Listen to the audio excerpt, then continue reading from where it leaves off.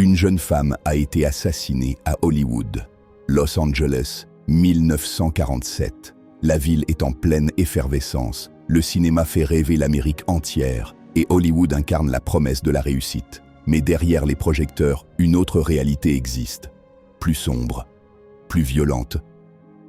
Ce matin-là, le corps mutilé de Elizabeth Short est découvert dans un terrain vague, en plein jour. La scène est d'une brutalité extrême. Le corps est sectionné, vidé de son sang, soigneusement nettoyé. La mise en scène choque immédiatement les enquêteurs. Très vite, la presse s'empare de l'affaire. Les journaux publient des détails glaçants, parfois exagérés, parfois inventés.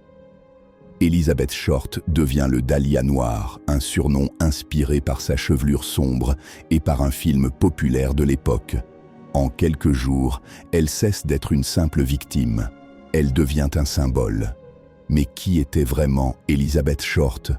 Une jeune femme discrète, souvent décrite comme solitaire, venue à Los Angeles avec un rêve, devenir actrice. Elle fréquente bars, hôtels et soirées mondaines, espérant être remarquée. Sa vie est instable, marquée par des rencontres éphémères et une situation financière fragile. Un élément trouble rapidement l'enquête. La police reçoit plusieurs lettres anonymes, signées par celui qui prétend être le tueur. Les messages sont ironiques, précis, presque moqueurs. L'auteur semble prendre plaisir à défier les autorités. Il cherche l'attention, tout autant que la reconnaissance. Les enquêteurs s'interrogent. Le crime révèle une précision chirurgicale. Le corps a été manipulé avec méthode. Cela suggère un individu organisé, peut-être doté de connaissances médicales. Cette hypothèse ouvre une piste inquiétante, mais elle ne mène à rien de concret.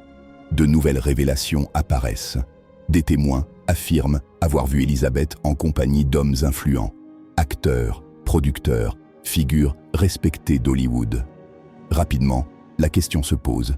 S'agit-il d'un crime lié à l'argent, au pouvoir, ou à un secret qu'elle n'aurait jamais dû connaître? En creusant davantage, la police découvre un climat de corruption généralisée. Témoignages contradictoires, preuves égarées, pression exercée en coulisses. L'enquête devient un labyrinthe.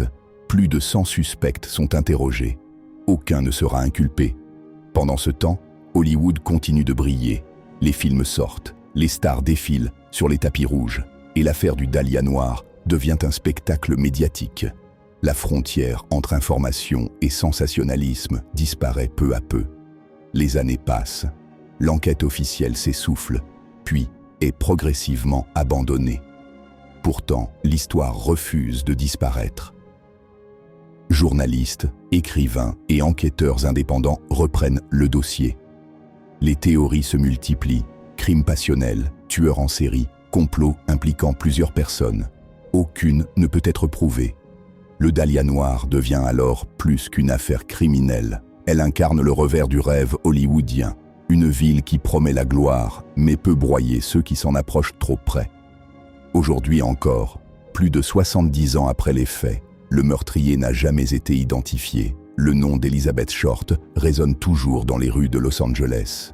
Son histoire fascine parce qu'elle reste incomplète, parce que le silence entoure toujours son assassin, et parce qu'à Hollywood, certains secrets semblent destinés à ne jamais être révélés.